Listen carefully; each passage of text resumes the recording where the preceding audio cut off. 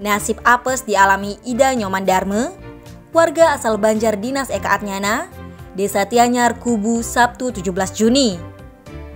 Rumahnya yang ditinggal pergi itu mengalami musibah kebakaran. Penyebab terjadinya peristiwa tersebut diduga karena dupa yang digunakan untuk sembahyang.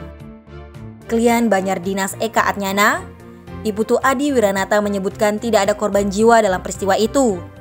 Saat kejadian, pemilik rumah tidak berada di sana. Hanya ada cucu pemilik rumah. Itu pun tidak berada di bangunan yang terbakar.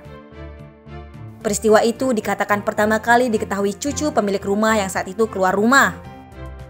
Mendapati kobaran api sudah terlanjur besar, yang bersangkutan pun berteriak meminta tolong. Mendengar adanya teriakan meminta tolong, warga sekitar pun bergegas mendatangi tempat tersebut. Mereka membantu memadamkan api dengan alat seadanya.